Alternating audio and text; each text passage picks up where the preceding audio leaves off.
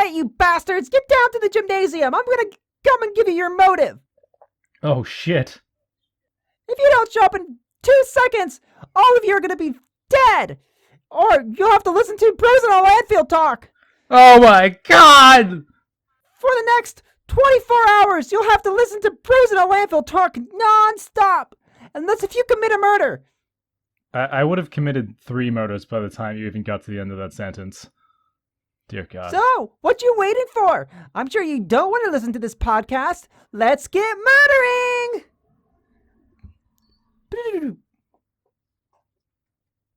So, we're doing a Bros in a Landfill talks about Danganronpa. That's right. Fucking time.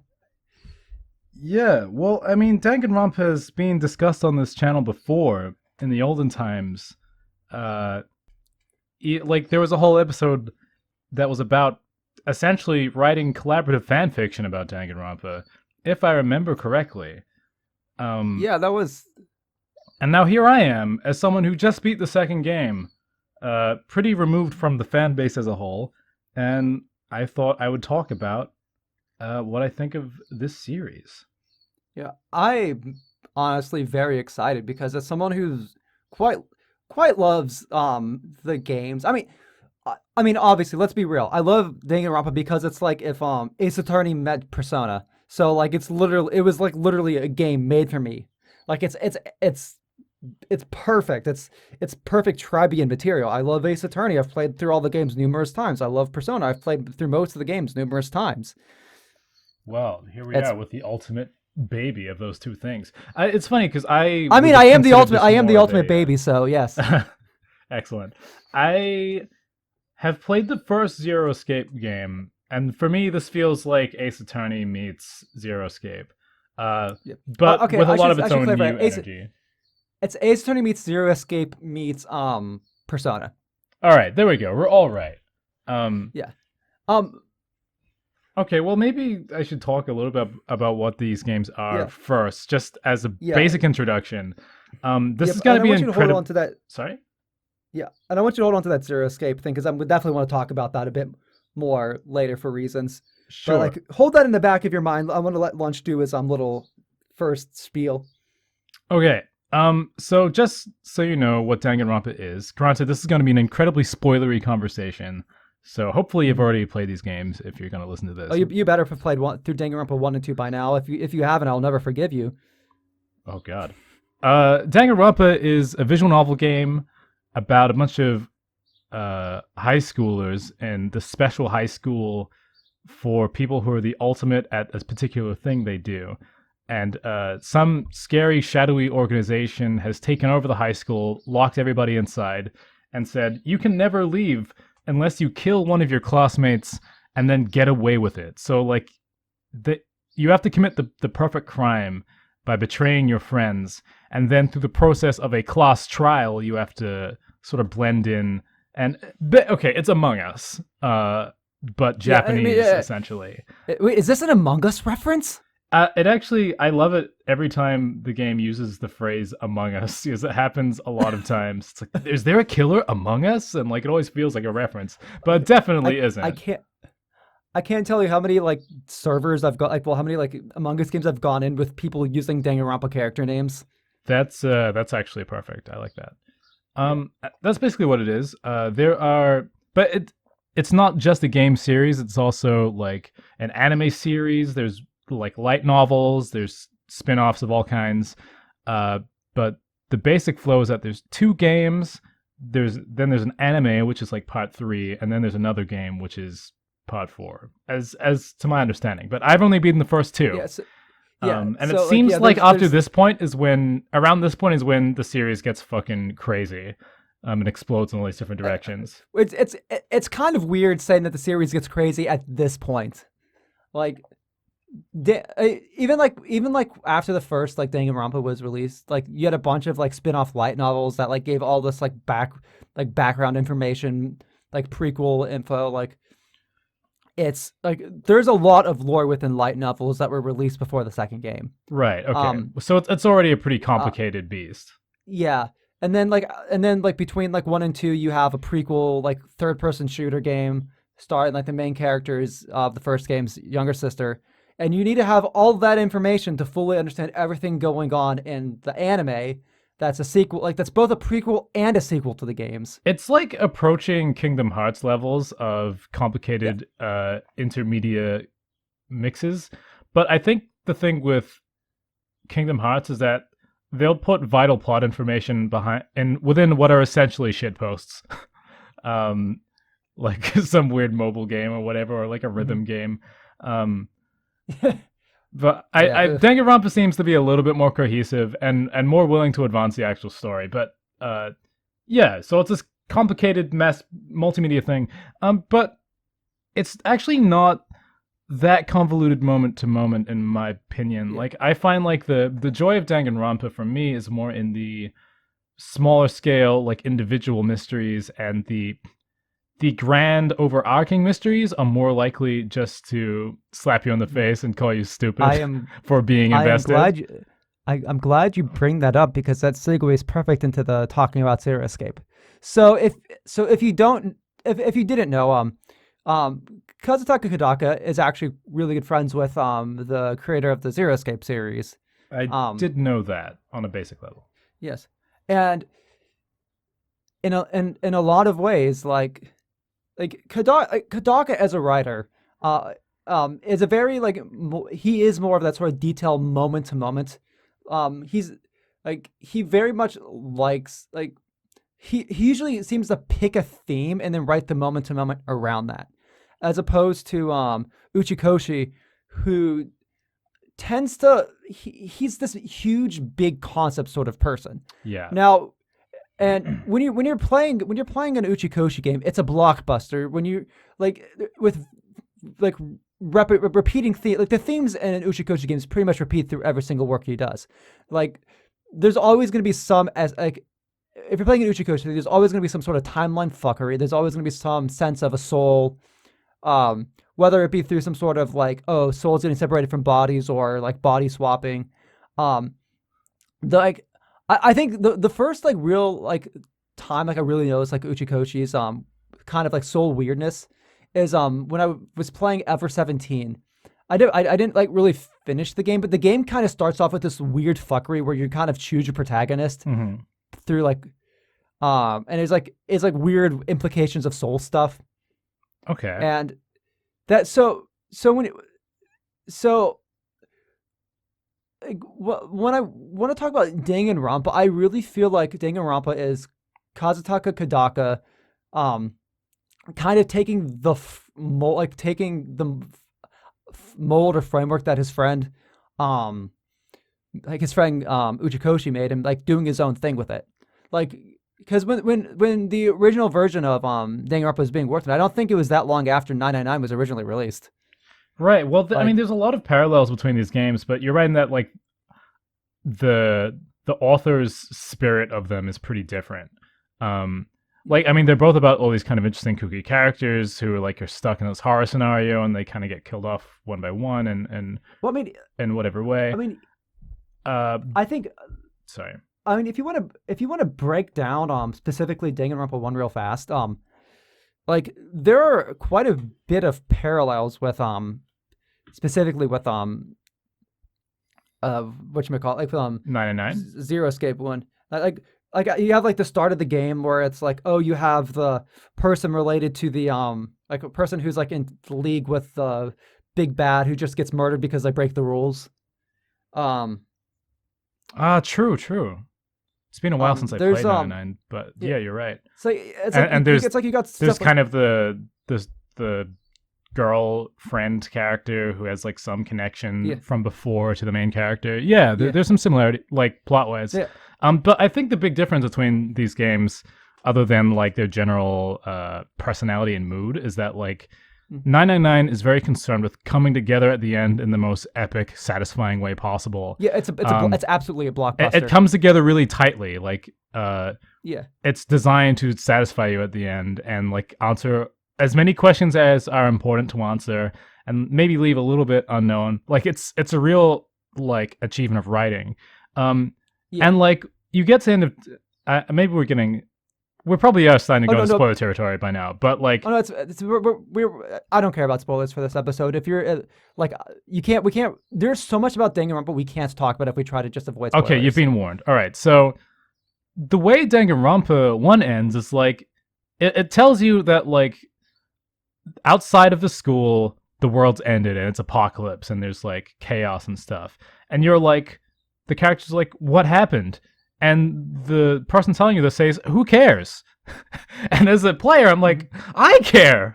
And in 999, I feel like they would have known that I want to know that, and they would have tried to give me what I wanted. Well, Danganronpa seems to almost delight in like and Yeah, not giving shit about that because like Danganronpa, what's important isn't how the world ended; it's the fact that the world ended.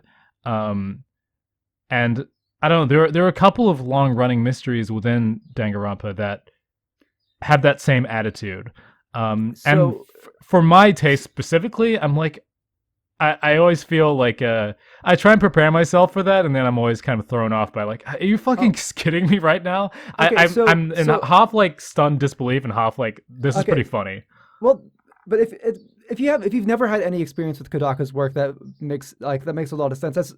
But the way that I see things is Kodaka is a very responsive, like what he writes is purely responsive to other things. Where and in a way, Danganronpa in a lot of ways is sort of a satire slash commentary on the death game formula. Um, I would actually say specifically the theme of Danganronpa 1 is the game is bullshit slash don't play the game. Um, one of the like I was Right. talking with Lunch beforehand that like each of the Danganronpa games kind of have like repeating frameworks and structures. One of so this is you sort of have a minor antagonist character early on in the game who kind of is the epitome of um who's kind of like an antagonist to the theme. So in Danganronpa 1, your first minor antagonist is Byakuya. Yeah. He's obsessed with the idea of winning the game, and throughout the game, and this is I'd say seen specifically in case 2, where he fucks with things to make the game more interesting.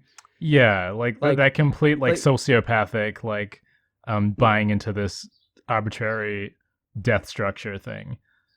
and then this and if you view the games from this structure, you can see like how like the theme plays out through the entire, well, like through each of the games. Like for example, like Danganronpa 2, the minor antagonist in Danganronpa 2 is Kamaita. I'd say the theme of Danganronpa 2 is very much so oh crap, what was the word? Fuck, I had the word right before agency. The Agency, yeah. theme of Danganronpa 2. Yeah, the theme of Danganronpa 2 is heavily agency. You have characters Yes, that's who are true. who are essentially like, the whole idea behind Danganronpa 2 is like you have these characters who turned evil and you're trying to force them to turn back to good. Um Yeah, and there's just a lot of this like theme of taking this your own responsibility and like yeah, yeah, especially but with the ending, it but starts laying it on really thick. yeah, yeah, where Kamada plays in, and like Kamada's whole gimmick is everything is out of our control. It's all about hope and despair. He Yeah. being the ultimate luck student, like he sees this balance in the world, and he's like things will just balance out. We have no control. Yeah, So he's like you're born successful or not. And that you have to yeah, accept your role in the world. And he's exactly. like I'm just a lowly piece of shit. Yeah. hmm Gotcha. This is even truer in V3, though the themes of V3 are laid very heavily. So the themes of V3, when you go in, like this is not a spoiler. This is like straight up You're saying from like second one you know exactly what the game's from about. second, well, from second, I mean, not, I guess not even second, but like even case 1 with like, so the new you know, in Danganronpa 2 you have the new mechanic of agreeing with people. Yes. I um actually really in appreciated Danganronpa, that.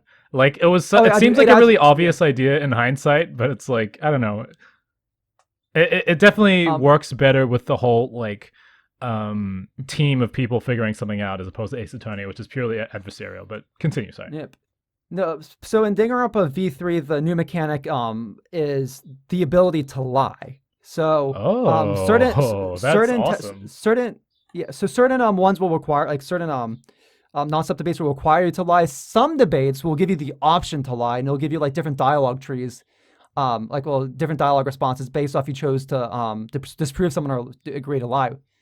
Well, if you decide to lie. I like that. So, That sounds oh no, cool. it's great. Like, actually, do you know what's one of the really cool, like one of the coolest thing about V3? Uh, I kind of don't though. I kind of don't Okay, want no, to know. it's not a narrative thing. This is purely like a production decision. Okay. The the nonstop debates you can lie in use a different background track. Hmm. So when you hear that music, you know you can You're lie. like, time to Uh, fuck with some people. yeah, and like it's one of those cool things where it's like yes, like when you have to lie, the game will tell you have to lie, but there are other times where that music plays and you're like, oh, I can lie now. Do I pursue like the truth or do I use lie and trickery I actually to love that. I feel like that's kind of what's missing from stuff like Ace Attorney. This ability to, uh, I don't know, engage with what's going on in a slightly more freeform yeah way and take your yeah own strategy, no it even doesn't if it's kind of no it does evil. I think yeah that no it works doesn't for a really game like this. yeah no it doesn't really affect the trials that much outside of just giving you different dialogue options, but I think it's a great start and I'd love to see those sorts of options expanded more in future games. Sure, no, even V3 if is a the general V3 is plot a doesn't change a lot, I like the idea that you can yeah do that. yeah V3 Also, is a the very beefy game anyways. okay, cool. Well, like, part of what appeals to me is that Makoto and Hajime are such goody two shoes, good guys that like don't have that many personality traits. Being someone who is willing to lie in a in a life or death scenario is kind of interesting. Yeah.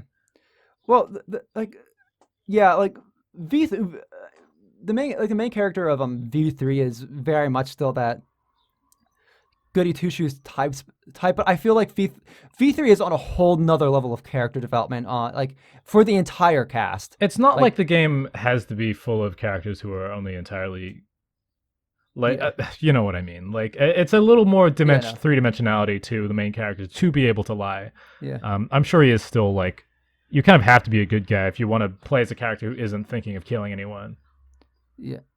Um, But yeah, but going back to 1 and 2, like I think like I've talked a lot with Lunch about like, and I think I've even said on cast that like I think 2 is my least favorite of the main 3 games, but it's still like kind of like I still like at least within the first 2 like games like case 1 of I mean actually I'd say case 1 of Danganronpa 2 is probably my favorite case 1 in the entire series, mhm. and for the longest time it was one of my favorite for the longest time it was my favorite case.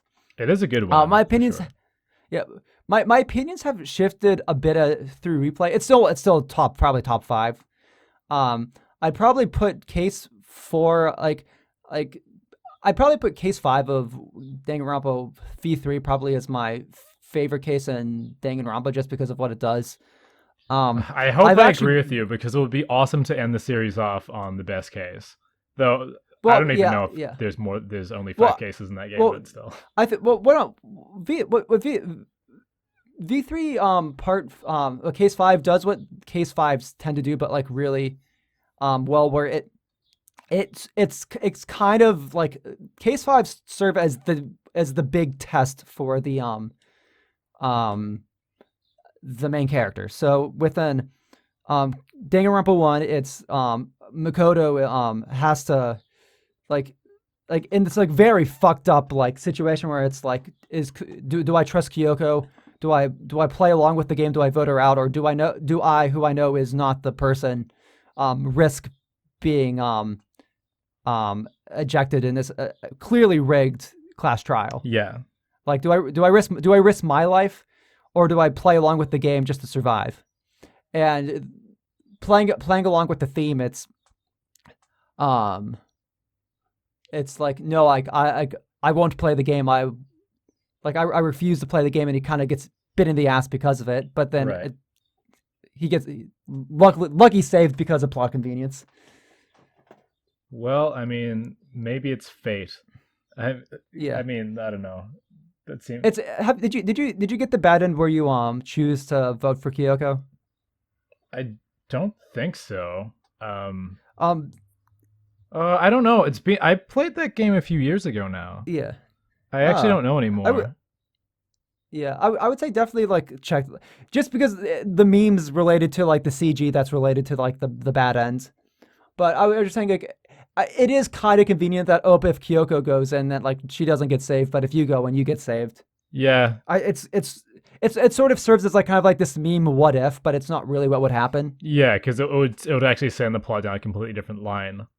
Um, Yeah, anyway, I feel like we were going somewhere before. We were talking about like yeah, um how I think your point was that Danganronpa writing cares more about its kind of themes than like yeah, literally making everything make sense or like come together in some way that is yeah. intellectually Oh yeah, satisfying. It's more about yeah, telling the like what is a story about. And I do understand that to an extent, and I am like I mean, there's a reason I haven't just dropped these games or think that the endings are terrible or anything. Like, I think they're fine. I appreciate what they're doing, and ultimately, I think a story being about something is often more important than if it makes yeah. perfect Well, sense. Um, I yeah, just think that like Zero Escape, I think manages to more cohesively do both. Um, yeah.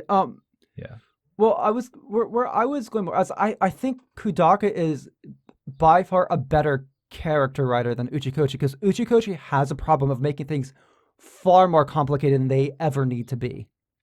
Um, I think Uchikoshi has some really good work, and this is the main reason why Danganronpa can be as popular as it is, despite like being utterly ridiculous and like the plot, like the overarching plot and mystery is not particularly adding up or like being kind of confusing.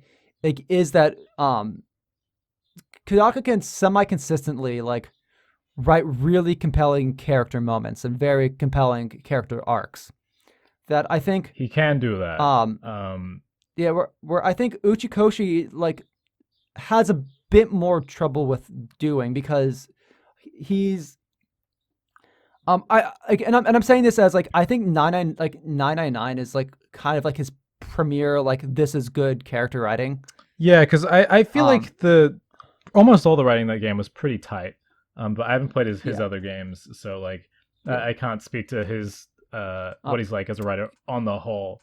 Um, yeah, though I think what you said about making like Zero Escape being maybe overly complicated at times, like I don't know. I thought like the ending for Danganronpa 2 was pretty exhausting and pretty like it was very like but Metal that's Gear actually Solid. but yeah, but that's actually that's actually one of the reasons why like I don't like Danganronpa 2. Like Danganronpa 1 ends at a very like whenever you're trying to deal with these death games, like Danganronpa 2 and hands down is a bad death game, and that's what bothers me about Danganronpa 2. I think Danganronpa 1 is a good death game, I hands down.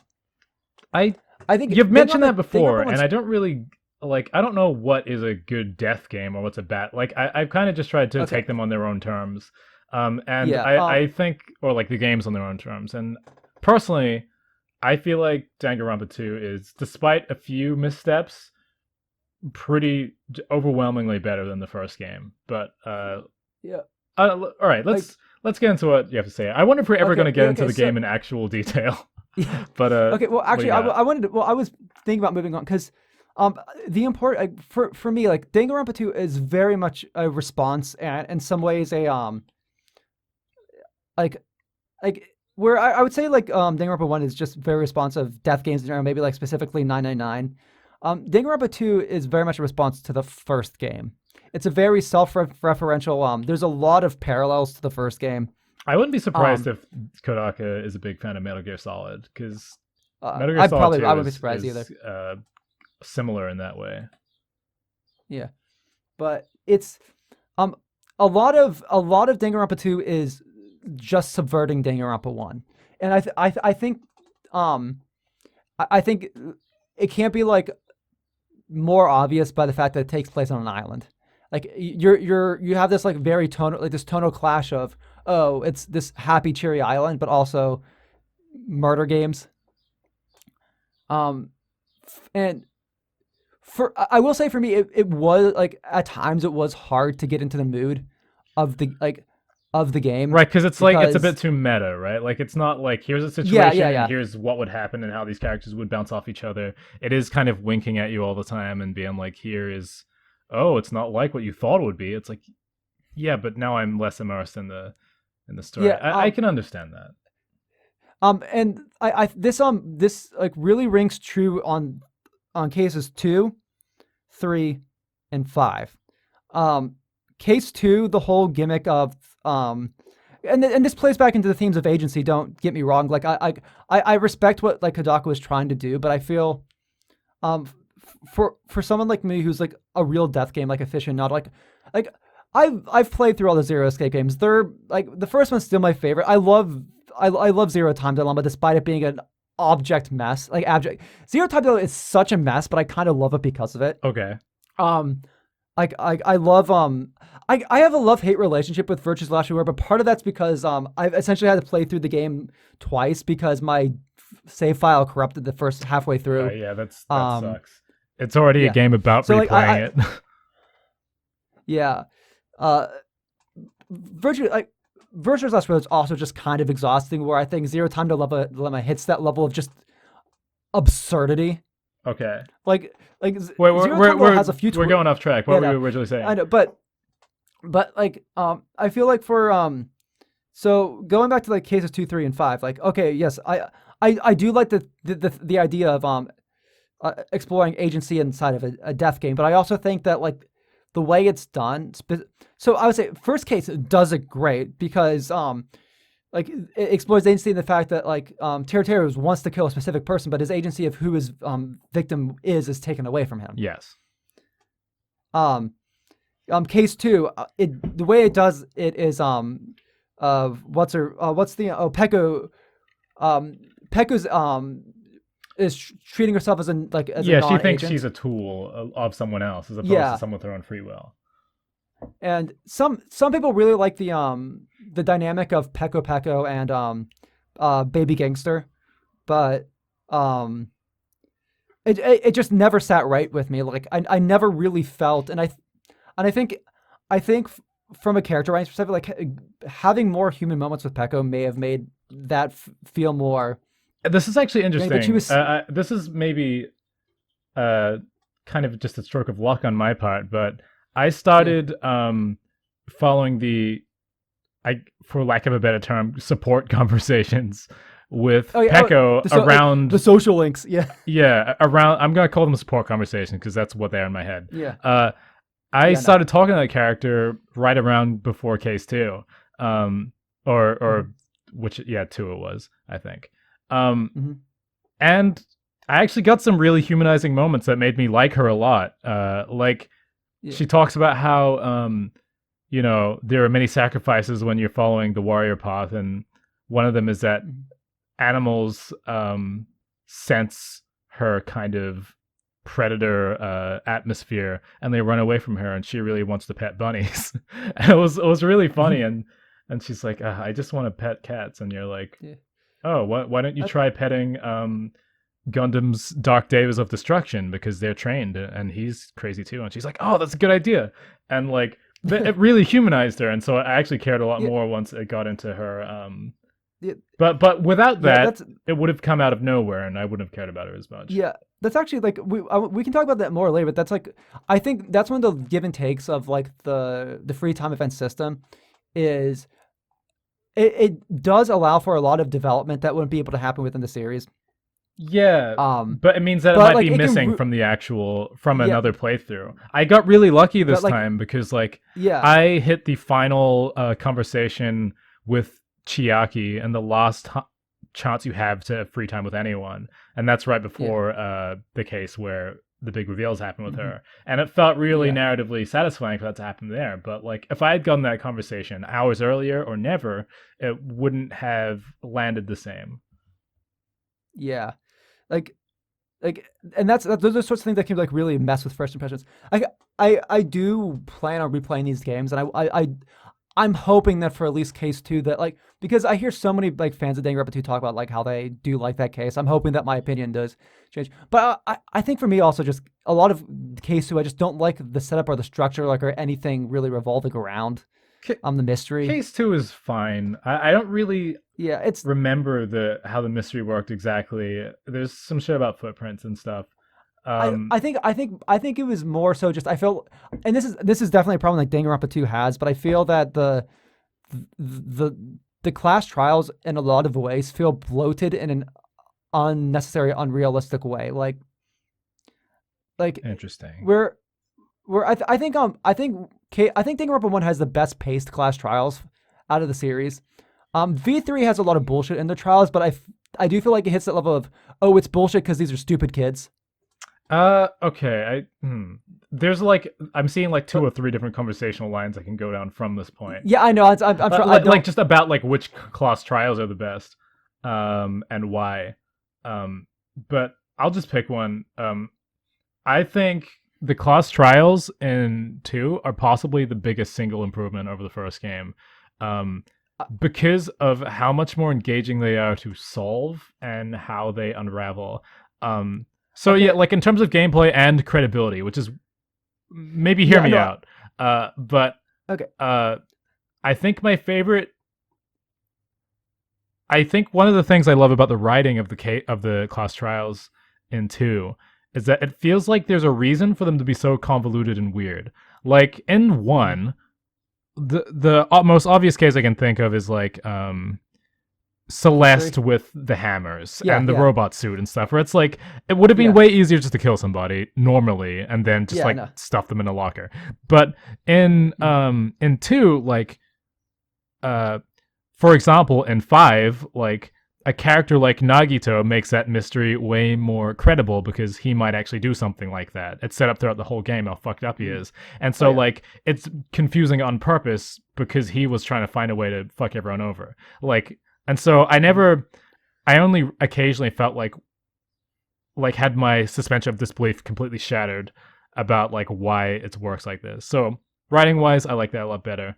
Um, but also I think they feed you the mysteries less into. I felt like I had to figure Yeah. things out more and more on my own. I got stuck more often, and yeah, it made the I think. game way I more think. engaging for me. That's probably the Um. biggest single improvement. I think the give and take with 1 and 2 is, I think to some degree, like the cases and I do like outside of case 3 of Danganronpa 1, I do feel like the cases in general are a lot more um realistic and relatable. Like this is how, like it feels, Yeah, they because feel a lot more grounded. Mondo makes like a passion kill because he's kind of Yeah. fucked up, and um, I kind of forgot what And the like other it's kills are only like. It's been a while.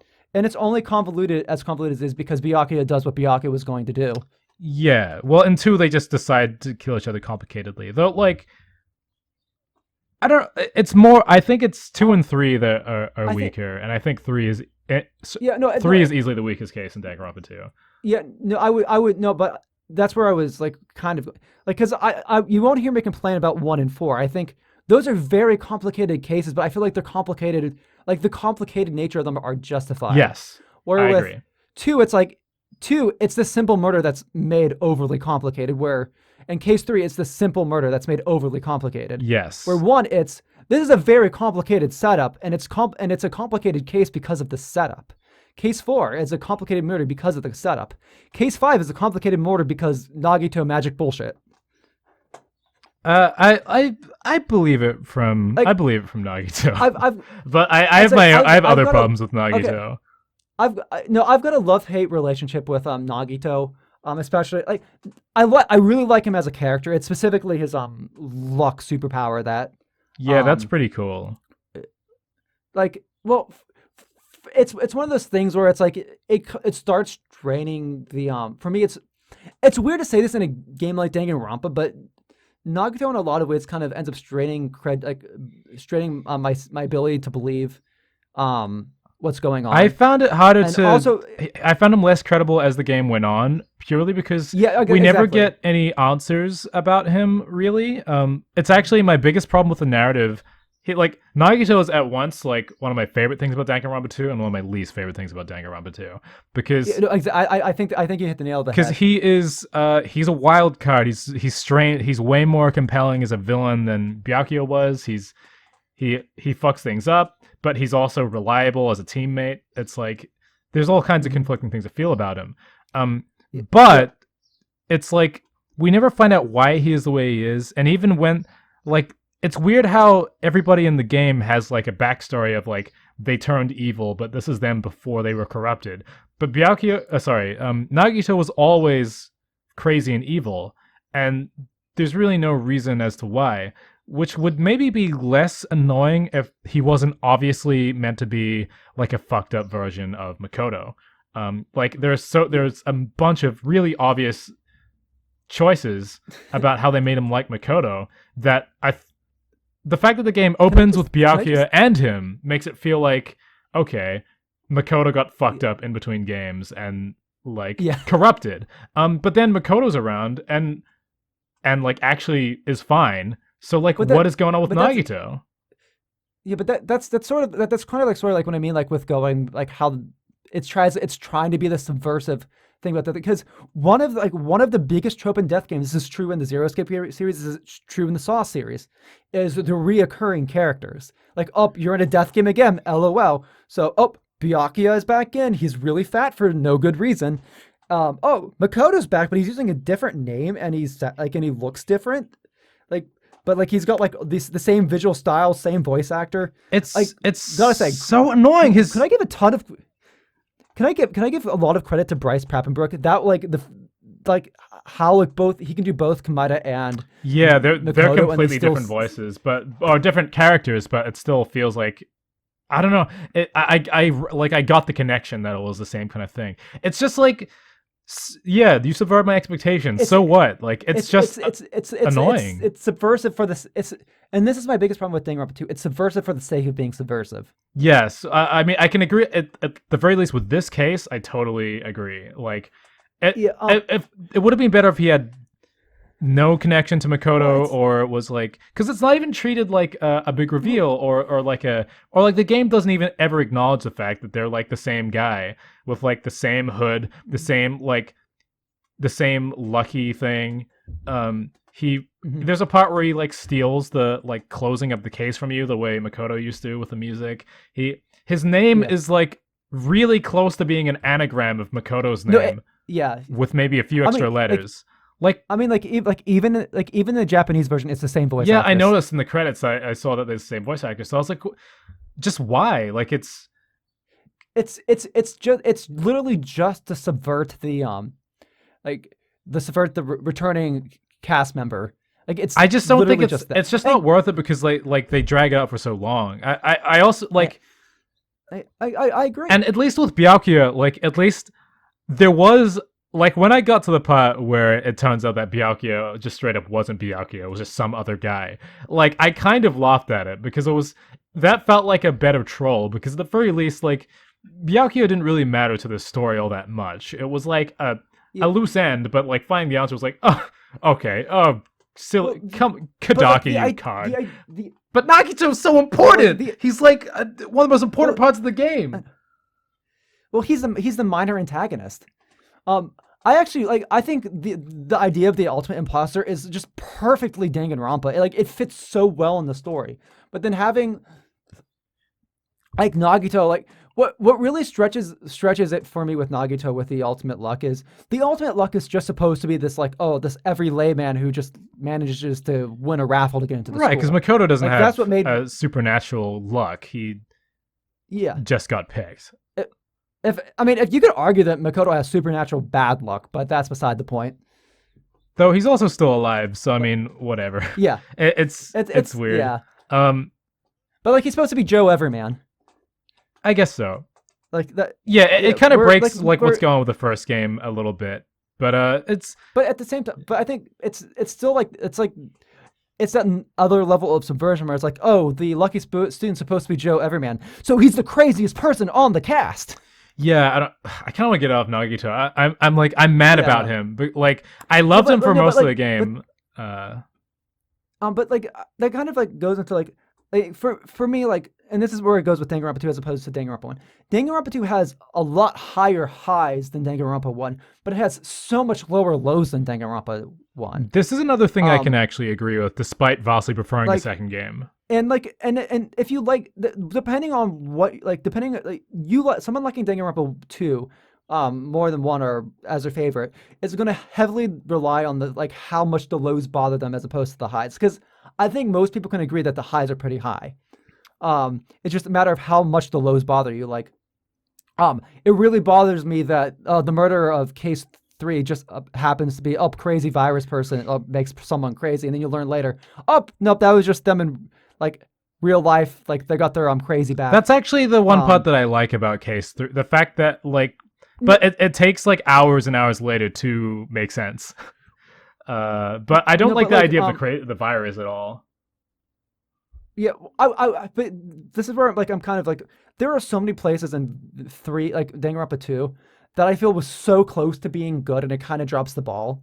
Right. Um, like I like if it was in case 3, if there is some um like if there was some uh uh like way like if it was said in some way that this is actually like that it wasn't a virus is actually what she was like dropping that mystery that like maybe like outside of the death game like at least one person No, no, no, wasn't like who they like did they did do that though. Like it's revealed that she just got okay her maybe memory back, and they're like right at the end. It's like, oh, the mhm.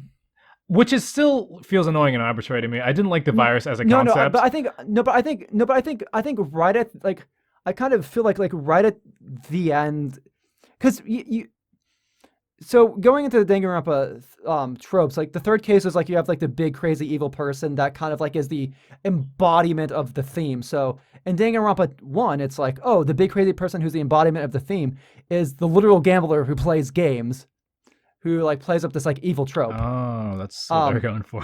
case um Danganronpa 2, um literally the person who is the murderer in the case 3, the crazy person, has their agency taken away from them and that's why they murder. Right. Um Okay. Okay. And and granted, a lot of this is made worse because of the anime. Like I wasn't that big a fan of it in the game, but the anime makes this problem so much worse Oh because no.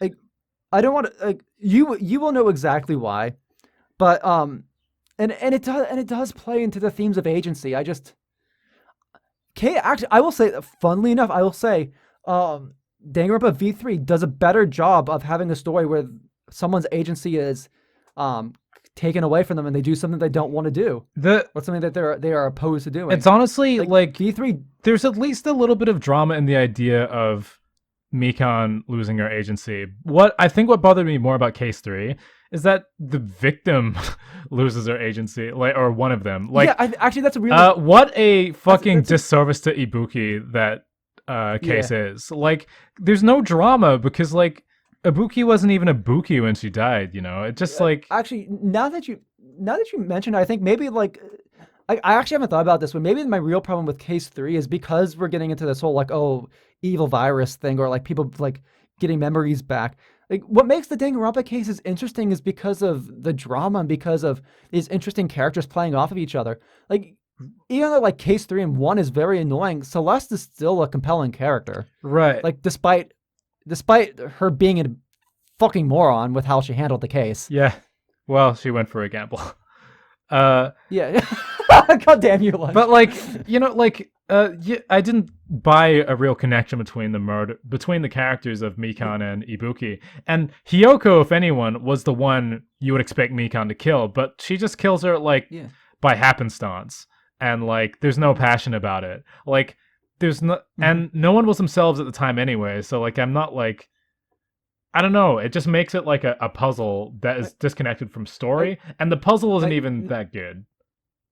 yeah. Now I want to like I want to hop like Wait, are we about to I want to change talk the with subject briefly? no no no I said I want to talk with you about this again after you play V3 because there's a case in and actually a lot of us I kind of think the reason why it's done the way it's done in V3 is kind of like as a response to like maybe criticisms to how case 3 was handled in this one. But like there's a one of the murders in Has a V3 similar kind of theme. has this has this similar V3 in general like kind of tackles the theme of agency but in a very very different way and I really like it. Okay. I think it's a lot more relatable way and as opposed to everybody was actually The supervillains virus, and they just yeah. At the very least, I think the virus is a completely lazy motive. I think it's so boring. It's like, oh yeah. well, I mean, no one's really doing this, then, are they? Like, Well, I think there may have been better ways to do it where like maybe the virus being the motive was kind of like maybe like in a way it's almost like one of those fake motives yeah, where like it could have been interesting, but they didn't really do anything really interesting about it other than being the connection to like the truth of the real world. yeah. I think the only reason the virus is slightly saved by the fact that it was all a computer simulation anyway, Yeah. and so it's a slightly No, more credible. Hang on, this is about to start a new conversation though, and I need to pee. yeah. Okay, put up a be right back screen. Do, do, do, do,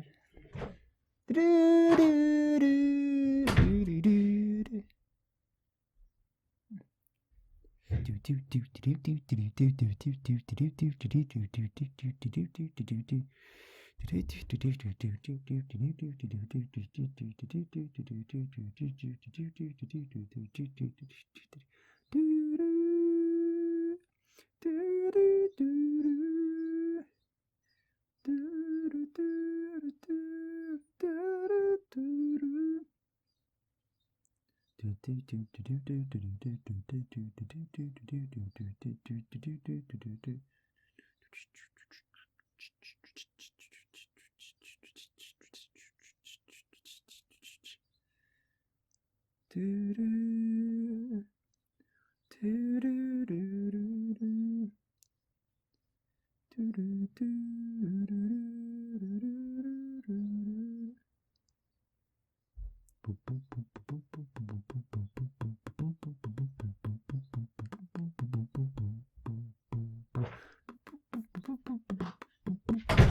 Okay, I'm back.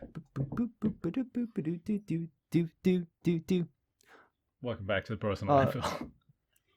Yep. A body has been discovered. Like that was fucking Elmo. What am I doing here? I can't even do a consistent. I mean, if you've watched the Super Paper Mario series, you know I can't do a consistent. I was just talking to Um, somebody about how they should make Tickle Me Monokuma a real toy. I'd buy it. If we want to move on to another conversation side of the conversation with this I kind of want to talk about like I was talking before about like how I feel like Danganronpa 2 like it's frustrating for me because it's so I feel like at times it's so close to being really good, but it kind of drops the ball in some areas that I can't help but feel like this this isn't you can't find a situation more true than how they handled the final case. Do you mean the Um final cutscene? yeah. Oh yeah, I mean the final cutscene was awful, but I think that's beside the point. I'm talking specifically about the fact that it's just Junko again. Oh no, I'm Um, saying that the which final case is a cutscene. oh, I mean you're right. It's just a You're long sequence where occasionally you have to spell a word. This is where I yeah. feel the I game know. goes into full Metal Gear territory. Yeah. Which it's kind of sad because um, case 6 of Danganronpa 1 actually had you piecing together the like cases 4 and 5 and 6 of Danganronpa 1 are essentially like a part 1 and part 2 of the same case. Like Yeah, no, it Danganronpa 1 get is a much tighter game than 2. Like the yeah. the fact that I was talking earlier about how this Kodaka is more interested in like the moment to moment stuff than like the big picture mysteries. Yeah. But in the first game, they weave together a lot better. In the second Yeah. game, there's all this crazy background stuff that goes pretty much unanswered for like the whole 30 to 40 hours. Mhm. And then at the end, it's like they remember that they have all this, like all these loose Yeah. ends, and they just go, all right, let's tie them up. And also introduce 20 new ideas while we do it. And it's like, Well, okay. one of the things that like I really feel like the fact that they relied on just like oh it's Junko again the state of Junko I feel like it's this kind of like epitome of Kodaka caring more about being subversive to the death game formula than actually like telling a complete narrative. Um, and I really feel like there was a really big missed opportunity where the final confrontation was with the corrupted versions of the surviving cast members, or maybe corrupted versions of the ones who were dead or whatever. Like this is a virtual reality system. Like anything could have been injected into the software. Right, Like but like instead it was this is Junko. this is one of those situations like you could have written anything. Like it didn't need to be just Data Junko again. Like Data Junko. Um like Sure, I will say like I didn't get a whole lot out of seeing Junko again. It was fine. Um, eh, Sort of in more of a kind of a cheesy way, almost. Like I definitely got yeah, a kick out of seeing well, Makoto and well Junko it's stare not each other down in a Batman Joker kind of relationship, but I yeah, didn't think it well was necessary. it's not. I don't think it's even necessarily needs. Like, I'm not saying that Data Junko didn't have to be there. It's that she's just kind of the entire show at that point. Especially after we've already had a full case 6 of Danganronpa 1, where it's just Junko and her many different personalities. Like because she's getting bored. Yeah, Like the the conclusion kind of steals the story from the main characters for a large yeah. percentage of it. It becomes about Oh, but it's the agency theme. yeah, oh sure, but it's Junko and it's the guys from the last game.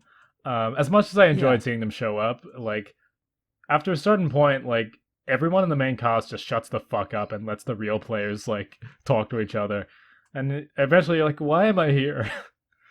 Yeah. um, No, I definitely feel that. Like, um, I have mixed feelings on the but ending. yeah, no, It's like sorry. I've spent yeah, I've spent a lot of time thinking about the ending, and the reason why like I mentioned like this is because they do kind of have that moment where like Hajime is like having to like confront like all of those like negative data versions of him. Yes, But that's like that's just one small scene. Like I would have much rather that have been the whole. I mean, fucking Hajime is technically the big bad, like the mastermind of the game, anyways. Just have us fucking confront Mastermind Hajime as Hope-filled Hajime, and then it would have been fucking metal anime as I guess fuck. I could have. It still would have been They could have done anything there. I don't know. I felt a lot of that stuff was pretty corny. Like, yeah. Well, I don't. It's not okay. Danganronpa is corny as hell. Like I don't particularly. I'm not gonna criticize Danganronpa for being corny. It feels lazy, which is not something that like I feel like Danganronpa as a game series. Like you can tell when it's being lazy. Like mm, case 3 of Danganronpa 1, that was just kind of a lazy case. Like I feel like Kodaka kind of had an idea of like what he wanted to do for the themes, but because he was so married to the theme idea, he didn't really know how to tie things together. yeah, Where I would say case 3 and Danganronpa 2 is very lazy. I think Um, so. Writing 'cause- wise, again, the virus is so lazy. but and I think this is another difference between Uchikoshi and Kodaka. Kodaka marries himself to frameworks because like as opposed to Uchikoshi, who will just write whatever the fuck he wants, whether no matter how. And sometimes sometimes what Uchikoshi writes is like fucking amazing masterpieces of blockbuster, like everything's just like insane and wonderful Mm, and like coming together. And other times it's just absolutely utter nonsense. yeah, Where where with Kodaka, like because he marries himself to frameworks, you'll sometimes have like these amazing individual moments and these amazing individual cases, but then you'll have moments where it's like you could have done something different with I feel this. like Kodaka is Like, constantly flirting with brilliance and only occasionally gives yeah, it to us. Um, yeah, yeah. no, like I'll actually say great example. I feel like, so a lot of people don't like Case 4 of Danganronpa 1. And I don't remember what it is. like You have and to briefly tell me what it is. it's the one where like everybody like Is that the one where there's tries like to a kill corpse that is not the real yeah. corpse? Well, no, that's Case 5. Case Oh. 4 is the one where Sakura ends her life because other people tried to kill her. Oh, that's right. I haven't thought about that in a while.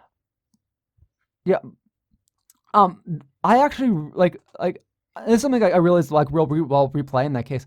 I actually really like that case. I think it both very much I think on one hand it does serve as like work as a subversion of the death game sort of situation, Yeah.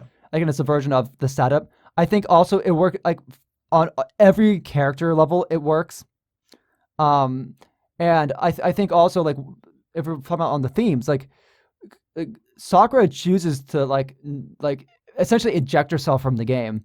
Like she refuses to Yeah, she doesn't want to play like it. Yeah. she sees how yeah, so it's like all these people like who are participating in the game, and then all that work is for naught because I mean, a Monokuma steals a suicide note, and B, Aoi like turns it into the game, like makes it seem like it's part of the game that someone murdered her. Mhm. Um, like I think on every level of the theme that and works. And I do want to talk more about structure of the series, like and how things repeat. Sure. Like when after you play V3, but this is one of those cases where I think like from a character story perspective, I think case 4 works very well, and to the same degree, I think case 4 and like from a theme standpoint of Danganronpa 2 works really well. Given it's a game about agency, it's like the murder in case 2 is literally just um two people who know that someone has to die, so they're like, okay, well, this will be a battle of wills to see who can survive essentially. And um Neku like and Gundam essentially wins that Yeah. battle of wills. Like Here's. his Can I just say something real quick because I've been meaning to get to it at some yeah, point. Case yeah, 4 of Danganronpa 2 is my favorite Danganronpa case. yeah, Period. yeah. I think it's Yeah, fantastic. Uh, I definitely agree. Like actually, I think I told you before. Like case 4 is like everything. Like shows me like everything reason why I don't like a lot of what Danganronpa 5 is, and it really is just the setting. Everything about the tone of being and like that's like the first time in the game that the stakes actually really felt like they mattered. it's like it's the scariest the game kind of gets. It's like, oh, we're all gonna Yeah. die. Like, what are we gonna do? No, I think that scenario is really compelling. I think the mystery itself is really cleverly put together. I Hmm. think the motivation, honestly, the motivation for the murder is maybe my favorite part. It's to me, it's one of the most Yeah. genuinely subversive moments of Danganronpa 2, and that Yeah. Oh, like absolutely. the reason the guy makes the kill is because he doesn't really have another option, and he isn't willing just to lay down and die. Um, it's so Hmm. simple and true to himself, and oh god, like Gundam he's such a weird character, but he's one of the best ones in the game, and I think it's because like Uh, throughout the entire game, like he's funny and interesting, but like you kind of just see him as this guy who's maybe he's in his own world, right? He's like kind of delusional. He's like fucking like um fucking demons and shit. But yeah. he's a character who throughout the entire game is true to himself. Like obviously he's Hmm. ridiculous, but like he never is like, oh well, I'm not really a demon person or whatever. Or like he never breaks his own convictions, even though they're ridiculous. Um, and so like he fucking dies on his own terms. He's like, and like he never lets his pride down. He's like, I really love that shit of like where he's like, you said that Well, you'd rather starve to death than like have us start killing each other. But I think that's an insult to being alive in the first place. Like that y- sucks. I well, did what I had to. I'm like, that's well, so and I think it cool. also. And the fact that I the think it, victim of the case understands where he's coming from, and he's like, okay, I get it. Like, and like they don't even really fight to the death on bad terms is so cool. it's like it's literally just like which one of us like it's like which one of our wills will like in a way them fighting to the death was in respect of the other person. It wasn't Exactly. like it was never this. It was never like there's like, oh, I deserve more to live than you. It's more like, no, it's like I respect your will to fight to live Yeah, it's awesome. and And stuff. Gundam, yeah, told my agency, like he refuses to give up his agency, even if it is playing into Hmm. what the mastermind wants. He's like, fuck it, I'm gonna die otherwise. And I just thought that Yeah, was like it wasn't convoluted. It wasn't like even that emotional. It was like it was a simple motivation from a guy who's yeah, weirdly straightforward. So yeah. cool. And and I think it's one of those examples where like it also kind of plays into like how he acts in the trial too. It's like if this was just like, oh, I killed to be able to protect everybody, it would be, well, guys, I did it because I did this to protect you because I'm a martyr. No, Gundam makes them earn it. He makes them fight because he sees these people just giving up the will to live. It's like, why do you deserve to live if like you're just gonna lay down and Yeah, not it fight is for it? cool that he isn't a martyr, really. He's like he's okay with being found out, but he was trying to win. And he which means Like, well, sacrificing everyone, but like it's kind of like I wasn't even mad at him. it's like, well, he in a lot of ways he's that spark that make and this is sort of like another thing like case 4 kind of serves as the spark for the characters to do better and be better. Yes. Like this is the case for so like I mean case 1 of 4 of Danganronpa 1 does it by like virtually everybody in the cast almost murdering Sakura and then like them feeling bad. It's like, okay, maybe we shouldn't play the game. Like Sakura is right, and that's what makes Junko take the initiative of, well, gotta fake a murder. Yeah. And then and then case 4 of 2, it's like, well, shit, we need to fight for our lives. We need to figure out what's going on.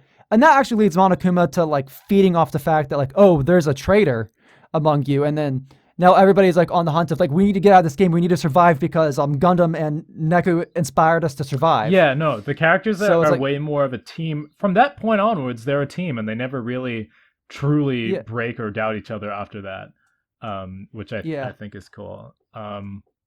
hmm And yeah, because like even when it comes out that there's a traitor in, like even within the trial, like Chiaki's like, yeah, it's me, um, which is yeah, cool. Like they're kind of a team after that point, and so yeah, Gundam. Like at first, I thought he was just going to be like a fun kind of gimmick character that I enjoyed, but like hmm was nothing more. But no, he's actually one of the most important characters in the game. I think he really embodies the game. He's awesome. And just like if you want to talk about trials where it's justified why they make sense or why they're so convoluted, yeah, um, it's because the yeah. entire Oh, building is absolutely. designed to allow for this kind of thing. Like Yeah, he's just using the resources he has available to him. Um, mm, yeah, it feels really earned to me. And it's yeah. also just No, fun to solve. Like it's not a case where they hand you a lot of the answers like I think 5 does. hmm, Um, it's great. Fuck yeah, case 4. That's the best I think yeah. Danganronpa has been. Um, Yeah, I would say like it is only like slightly topped by some stuff in case and Danganronpa V3, but I will say some of that might be just more like I was just much more engaged with the cast of V3, so I don't know how I mean, all this is gonna be subjective. Like, yeah, oh I yeah, don't know how much 4 is objectively the best case, but it's definitely my favorite for all yeah. those reasons. No, I think this is I think in general it's this is true, but I think case 4s have some of the best character writing around the cases. Yeah. Um, I would say definitely 1 and 2, like overall, like everything just comes together on the character motives, and that's also because it's supposed to be the turning point. It's kind of like the peak of everything. Yeah, well, It's kind of like the hump. the game Yeah. starts like getting I think significantly weirder after this point. Which is it's like the hmm last hurrah of like the game's basic Yeah. structure. Yeah. It's like the last real human moments before things start getting tested because because case 5 tends to be like the test of the system. Yeah.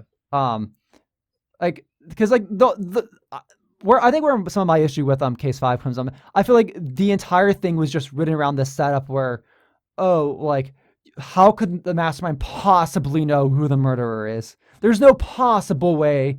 It's like oh but no it's just like of course they knew because it's just ones and zeros. Like it's just a flag like in any like non computer death game like the mastermind would have no idea who actually killed Kamida in that case. Oh yeah, right. Monokuma Uh just knows.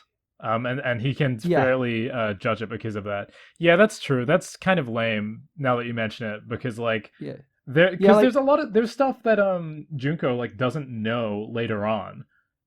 Like yeah.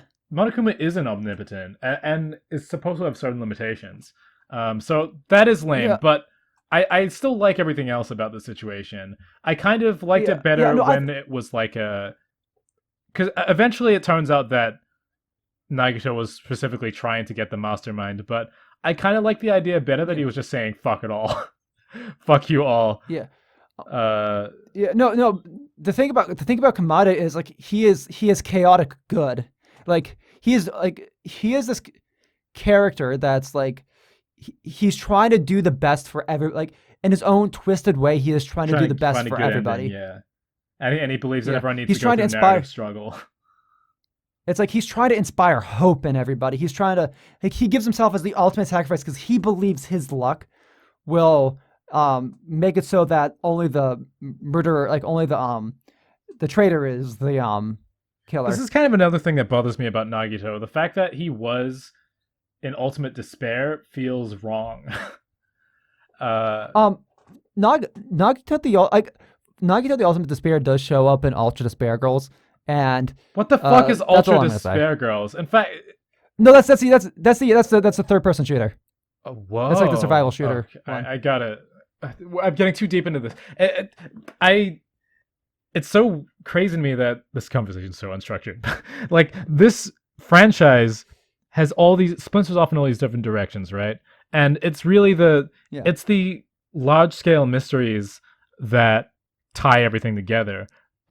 But I'm a bit unnerved by that because I want to keep investing in the series, but I already know that the series doesn't really give a shit about that stuff on some level. Like, Yeah. where it shines is the individual character moments and stories, like Case Hmm. 4. And so, Yeah. like, I'm after beating Danganronpa 2, like, and seeing that there was no payoff for Nagito, and like seeing that there's all this crazy shit going on. I'm kind of just exhausted. I'm like, do I really want to play this shooter game to get more zero understanding of Nagito? Like, it's just gonna slap me in the face in the Oh, end. and no, It's no, gonna no. laugh Well, at it's not a me. matter of like it's not really having better understanding of Nagito. I'd say if you want better understanding Nagito, it's watching the OVA, one of the OVAs for the anime that um kind of like features But Nagito. like, I mean, do Um, I do I want to invest though? Like the game's I feel like Kodaka's already told me like yeah, what I should be in it for and like what he's interested in. And like there's a bit of a yeah, what I want from the big mysteries is like I don't know. I it makes me exhausted about the idea of even really plugging back in because like as yeah, all right, I want to say a few more things about the ending and that I like that it's a yeah, simulation. I think that is pretty yeah. good. I think that is satisfying. The idea that they have fucked up, evil, horrible bodies to go back to, and there's no real nice way out back to their regular lives. I like that. Um, but just something about I don't know. Maybe it was Junko, maybe it was Makoto. The ending takes so long. I Yeah, well, it lies to you a couple of times and takes it back, and then like um I don't know. It was exhausting. no, it's really like here like I wish I could like I wish I didn't agree with you so much with the ending of two, but like I it just for me it just comes back to um Kodaka went into two with the wrong intentions. There's a lot of really good ideas like in there. Like I don't even think like the island setting is inherently wrong. Like I do and I do genuinely like the idea of having that juxtaposition of this bright happy It's island with fine. these fucking Island's murders. fine. That's not really a thing I ever really Yeah, thought like about. but then you're left with I think one of the biggest problems with with two specifically as well is just this the setting is bad. Like a lot of locations are like a lot of I don't know exactly the right way to put it, but like it feels like and granted this might just be like as the fact that it's a simulation, just it doesn't really feel like this real place. Like it feels very like manufactured and Yeah, there's gamey. something a bit eye rolling Where about the fact where it's like they find a new area. It's like, well, I wonder which one will be the setting of the new murder. Like, and they keep yeah, just going to the where new places and like, I don't know. Where I feel like with Danganronpa one, yes, like the school setting was absurd, but like it felt like it had like this cohesive sort of theme of like up going up to a new floor, which club rooms are going to be. It just kind of felt like an absurd school I'll say classroom. that the Well, school felt a school, lot more claustrophobic than a beautiful yeah. tropical island. But I would be. but You'd think it would take way longer for people to start killing each other on the island as opposed to the school. yeah, yeah. I would actually say like V3 probably has the best setting because it goes back to a school setting, but I think it adds a lot into making it um I think interesting. There's a certain gimmick that V3 has that I think adds a lot to um uh what like the potential for murders and stuff. Yeah, I wait. What were we talking about? But We are talking about the ending. but like no, but we're talking about like how like the like you were talking about like how the ending of 2 just like was exhausting. It and is a marathon. and yeah, but and I was going into like how like like he's just spends like Kadaka's just spends too much time I think being subversive. I think so. Like when I'm talking about like the island, it's like I think the concept of the idea of this murder game happening on the island is inherently like not a like bad idea. I think there's a lot you can do with it, and I think it does work in some cases, like with case one.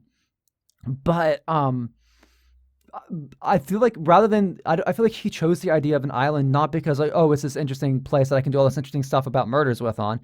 It's more oh it's this subversive Sure. um I trope. mean, I kind of Um like in some ways, I like the weirdness of the game, but it's the kind of weirdness that yeah, demands a good answer. Like the fact there's a lot of trippy, weird shit going on. A lot of strangeness. Um, that a lot of surreal stuff. But I think if we're in a differently written game, it would be more satisfying in the end. Uh, yeah. and like I don't know, like Here's a after case 5 especially things start getting glitchy and weird and like there's a little bit of that at the start mm, like the fact that they drop Byakuya in front of you, they have like Monami and Monokuma as like I don't know, like there's a lot of bizarre stuff in the game and I just feel like if they were gonna hold that over me for 40 hours they should have had a good answer for it and they only kind of like, if you're gonna Kadaka disorient me like that, like, don't drag it out that long. Like, yeah. oh my god. I mean Kadaka is just not the best author in terms of giving answers. Right, so why does he keep Partially, giving and us questions? Like, just I don't know, do it. And this is partially why I really like what he did with V3. And right, there's also another thing that I like with one and why 2 bothers me is that one while yes gives you answers like there are answers that just raise questions and you're never really given full answers at the end. It's kind of left up to your imagination. And I feel like 2 onwards with the anime fills in too much detail. Also 2 is just so fucking No, convoluted. I will. Like there's so much. It is convoluted, and no, I totally agree with you with that. I'm concerned with when they give too many answers, it becomes like a whole thing they can't really follow up on because, What like I it's said it, before this conversation, I watched the first episode of Danganronpa through the anime, and immediately seeing the Future Foundation headquarters and seeing everybody in suits and everyone there, like it took yeah. away some mystique. Like the war of what's happening in the apocalypse doesn't feel like a thing this series is equipped to show us. I don't think the writing is there. Yeah, I no, don't think it should probably just be a thing that we imagine. well, I think something that was like interesting with with the first game is like this idea that it was like just this high school girl that caused the apocalypse was kind of convoluted, but if you left it up to your imagination, it kind of makes sense. The spare side, like the prequel part of it, like goes into all the details how it started, and it's stupid. It's just Yeah, I actually like it's stupid. It as doesn't a feel concept, I don't like that we get to see like I haven't seen it yet, but I know that the anime has a plot line of like leading up to, I guess, the tragic event and uh how the characters become evil, and it's like I that was kind of an abstract weird thing that I was just accepting. Like I feel like if you show it to me it will look ridiculous. So like the Yeah. fact that the series seems to be more and more shining a spotlight on this weird shit that the first game threw at us at the end, like it feels like a bad idea. Uh because I feel like if they were going to be able to like handle this part of the series better, they would have from the start. Zero Escape has the same problem with the later games as it starts to like talk. I will say not to the same extent because we don't have all this extra media showing what the world's actually like, but like it keeps like building up like the this like other organization, like this like that's like trying to like set off nukes and stuff. It's I Virtue's Last Reward does a lot of damage to the lore of um like to the lore of Zero Escape, and then Zero Time Dilemma just makes it even more That's convoluted. pretty Where funny. 99 in a lot of ways is just a very simple It's story. pretty self-contained. Like It's it's fine. Like it answers what it needs to, and it leaves a few things open, but in a way that I can imagine about it, and that's fun. Um, yeah, but like it's the same it's the same reason why you don't explain how the Force works. right, like it's you don't have to. It's like the further you look into it, the weirder it gets, and the more it becomes clear. Like I don't know. I mean, there's some storytelling is meant to be evocative, and I mean, I guess that's why a lot of people don't like adaptations, like film adaptations of books, where like some of it was in their head. Um, Mm-hmm. I don't know. I feel like I'm losing my train of thought Well, just because well, literally thinking about the ending of Danganronpa 2 like causes me fatigue. Like the next day after I how beat the how do you game, think I was so exhausted. how do you think I feel? You've Like absorbed it, like everything. there You've played this fucking shooter game. You've played is it V3. You've watched the anime. okay. I feel so bad for Let, you. let me let, okay. Let me jump back. Ending a death game is really hard. Like having a good, satisfying conclusion for a death game is one of the hardest things you can write. Um, like that's especially like as you're getting into sequel material. Um, I don't think there's a better example for this than the Saw series. Like, have you seen any of the Saw movies? I think I've seen the first one, but I've heard that they just get more and more Uh, ridiculous over time. yeah. Like now, for the record, I love Saw overall. It's got some silly stuff. It's got some yeah. But the first Saw movie kind of ends just very punctually. It's like you get your truth of what was set up and whatnot. But as you go on, as you continue to like make things more convoluted, adding more characters and whatnot, it really takes away from the mystery and the threat because something part of what makes death games really interesting is the mystery of what's going on Yes. and the trying to capture that in a sequel is very very hard. Like ending a death game satisfying with a satisfying conclusion and mystery is already hard enough as it is. Going into a sequel and a sequel that's canon. I think this is not like oh this is like Soul like this isn't like oh V3 territory where this is like you're told oh this is its own thing separate from the main Yeah. Danganronpa franchise.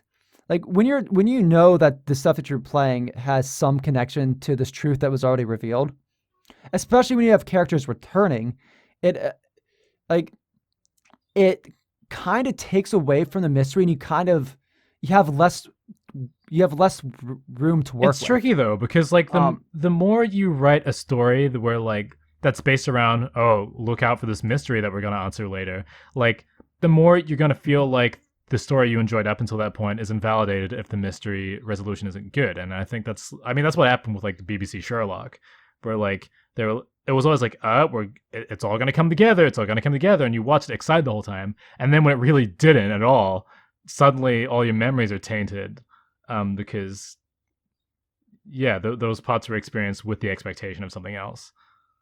Um, so yeah, I don't know. It's tricky. Um, All right, we're back. We had a bit of technical difficulty just now. But dude, I could talk about this series forever. Because oh my god, it's so huge and sprawling and kind of exhausting, and like it dips in and out of being amazing and kind of bad, like all the Like time. I do want to do a follow up.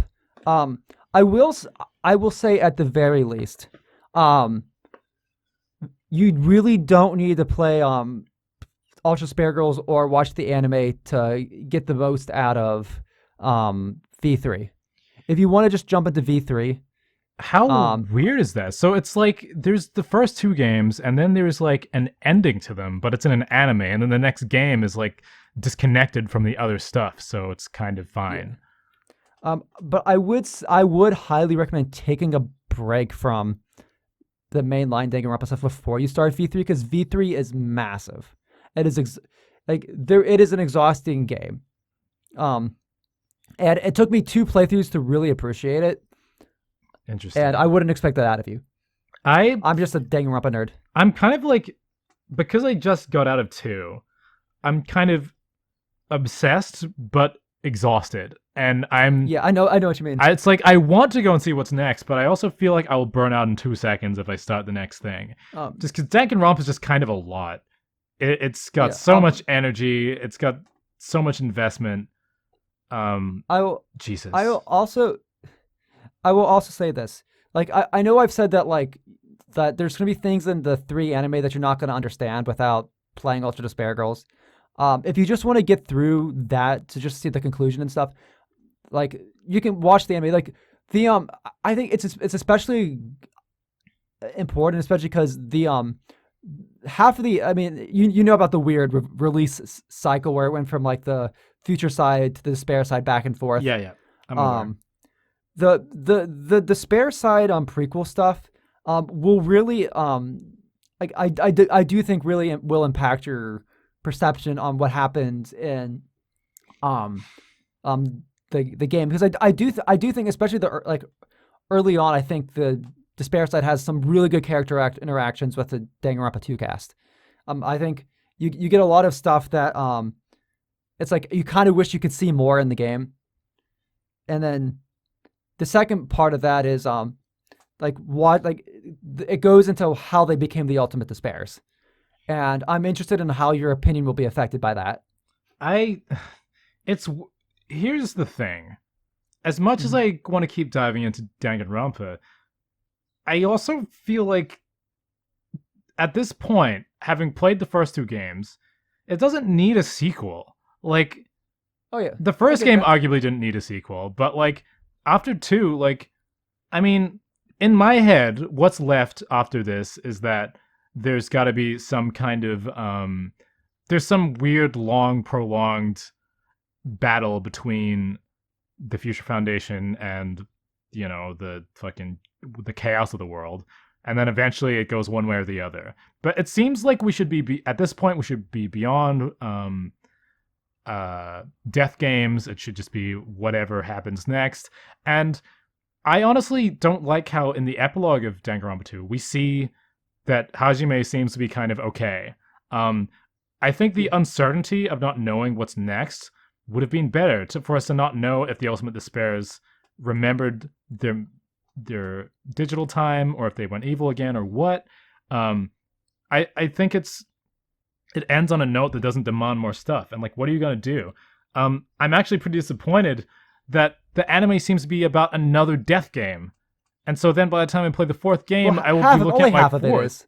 Okay, still, it just feels like they don't know where I to mean, you're go with right. No, it. you're absolutely right. I, No, and it's the worst. It's like the worst death game in the series. Though I do think Uchikoshi had a hand in it. So if like it's a very Uchikoshi feeling death game. So like okay, maybe that's interesting. I just like I it's not, but it's it doesn't feel like Uchikoshi. there should be more series. Like I don't need to know how they became the ultimate despairs because it feels like the kind of thing that will be ridiculous if I see it with my eyes. And like it doesn't fill in a question. And like V3 honestly seems like a more logical place to go because like Yeah. what else are you going to do with how do you make it doesn't feel like I just watched part 2 of a I, trilogy. It yeah, feels like I yeah. just finished a story. Uh, I really feel like that you will vibe with the end of V3 after hearing you talk about this. okay. I guess I we'll I think see. I think you will have initial concerns um playing through it. I think there's going to be parts, especially like in the like at the both like mid early game and at the end, where you're going to initially be like iffy on. But I think like it's something that like once you like maybe like talk with me about it or you think about it a bit, like it's one of those things where it's like, why couldn't Danganronpa 2 do something like this? I'm actually really intrigued to play this final game just because of how divisive the series is. Because like Yeah. I all right, so my friend Reese, who I live with and is the coder of my video game. Uh, he thinks 2 is the best one, and 3 is like interesting, but like kind of just goes insane and isn't very good. And I thought, as someone who so far agrees with his thoughts on 2 as being far better than the first game, um, I thought I was going to butt heads with you a lot during this podcast, but apparently we agree on a lot of stuff. I'm I, honestly getting where you're coming from, where like I have the same problems as you with 2, and I can just understand thinking the first game is a tighter experience. So it's like like now I've got 2 completely different opinions of 3 to go into, and I really don't know which camp I'm gonna fall in. um three okay, three is one of those Sorry, V3 is one of those V3. games that yeah, V3. Because three is the anime. Yeah. V3 is one of those games that like on initial playthrough and initial impression did piss me off at times, did make me roll my eyes and make me and I at times I did think that it's garbage. It is really one of those games that like as it sits, as you think about it, like or even through like it's actually I think it's the most replayable game in the series because there's just so much going on. Um, but like it is such a well written like I really feel like it's Kodaka's like magnum opus. Like I'm so intrigued if you because get it's like, is it is it him jumping the shark or is it his best thing ever? I can't seem to like get a straight answer. no And like the fact that Kodaka it's a weird sidestep that has nothing to do with the other stuff, but it's still the same franchise. It's like well my brain is so intrigued. well well it's one of those okay it's one of those things I think and this is why I think it's so divisive. Danganronpa V3 is not good in ways that you'd expect in Danganronpa to be. It's like it is a very different direction than what the first two games take. It takes itself a lot more seriously. Like yes, there's still jokes. Monokuma's still Monokuma. There's still like absurd twists and whatnot, but it takes its characters a lot like and it like and it takes its direction in a lot more serious and I think in a lot more mature direction that Am I one to and two just believe that V3 is slightly more grounded than the other games in um tone? it's okay it's one of those okay it's actually one of those funny things where like on for like and it kind of goes back into the themes of the game. I think it was intentionally like written the way it was. It's one of those games where like you think it's jumped the shark, but it didn't really jump the shark. It makes you think it jumped the shark, and it didn't Oh really jump the god, shark. I'm gonna go insane. I gotta say, I'm pretty excited to play the game now. Like, not Yeah, anytime, not like in the near future, but I want to play because I'm so everything I find out about it is it defies any explanation. The more it's yeah, explained to me, the but less I yeah, understand it, and I think I'm just gonna have to it play it. And I might even feel that like way after beating it, and have to beat it another time to get if it's good or not. That's yeah crazy. yeah. I'm just gonna say for like anybody like just to point out like the type of game this is like Kodaka's response to people like complaining about the end was play the prologue again. Okay, okay. And it's one of those things where it's like I played the prologue again and it blew my mind. Just like everything Kodaka was going for in the game just completely like opened up to me and like oh my god, Kodaka you mad genius you. Okay, well, we'll see. We'll see how I feel. I will say that I love how in a game full of mysteries, what the fuck the third game even is at this point is like the biggest mystery to me. Yeah, Uh, it's got my favorite mini games in the game series as well. So there's that too. that is one thing that 2 tried to improve on and didn't really. Uh, fucking, can we just get rid of Hangman's Gambit? Like, it was a respectable Okay, attempt I to think improve it, but I mean, um, come on, it, guys. I think if I'm right, if I remember correctly, Hangman's Gambit in V3 is a fishing minigame. What? And this has been Bros in a Landfill signing off. What is going on? Oh, you also drive a taxi in one of the mini games. Oh, okay, that's okay. The second game had snowboarding. There's also a rhythm game. I mean, there's a rhythm game in. Actually, I think the only thing that V3 does worse is the rhythm game is worse in V3. Oh man, the rhythm game was already bad. It's Ah, jeez. Oh my god. this has been Danganronpa talks. Man, one thing I wish I got to mention in the video was how I found the game more enjoyable because okay, this is just bonus. This is just me talking to you, but for some reason my recording's still going. But there are two completely unrelated factors that made me like the game more. That wouldn't seem like it. First, maybe I mentioned this before.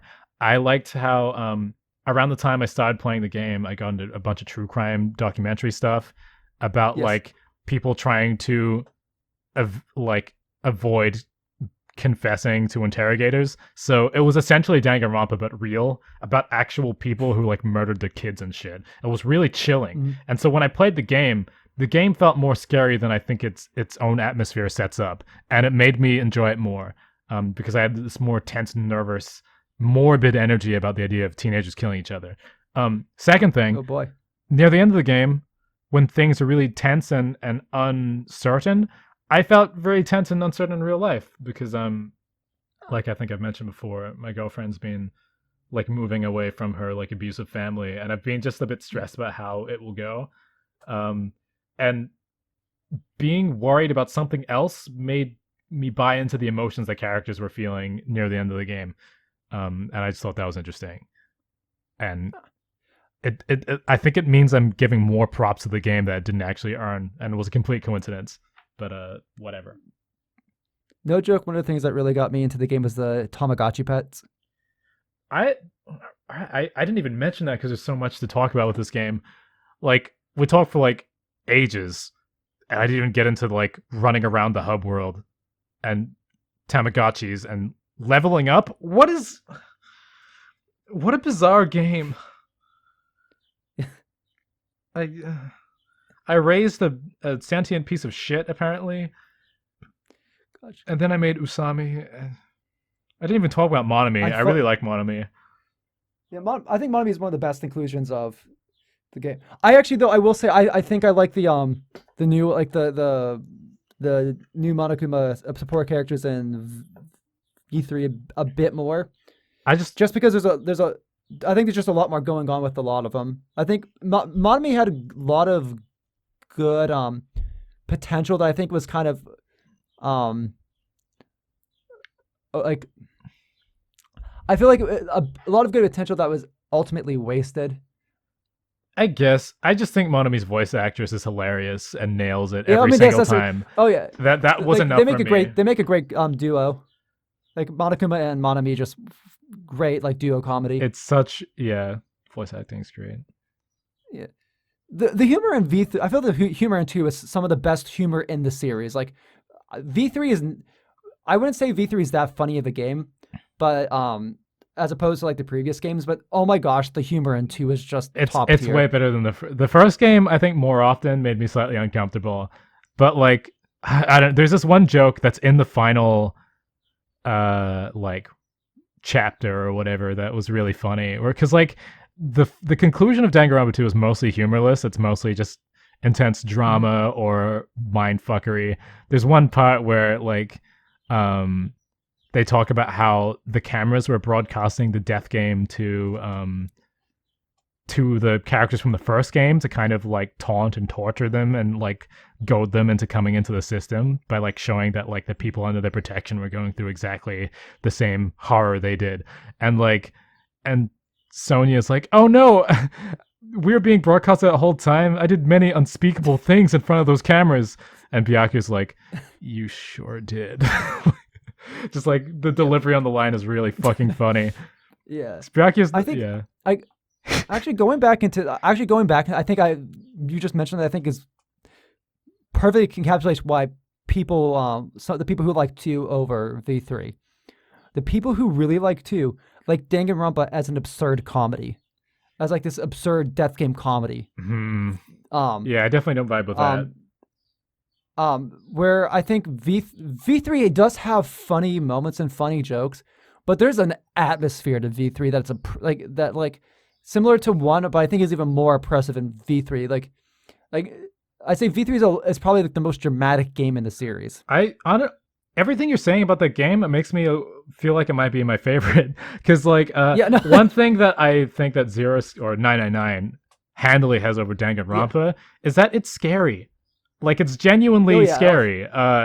And I think that makes me buy into the death game a lot more. yeah, Um, oh yeah. and I get that Danganronpa is going for something a little bit more tongue in cheek, but like I don't know. I think a bit of drama would do it some good.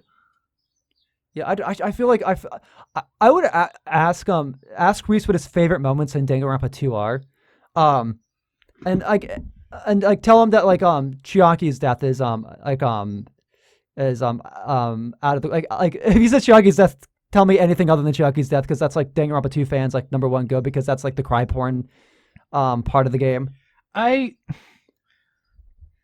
I Um thought that I was didn't feel okay. I thought it was okay. I didn't love it. I didn't love it either, but like that's like something that the Danganronpa 2 like hardcore fans seem to like lap up. I But I think think just case 4 in its entirety is more compelling in my opinion. I think case yeah, 4 is I just easily completely the best case but in the game. I think a lot of people don't. I think a lot of people don't like. Bum bum bum! A body has been discovered. Danganronpa.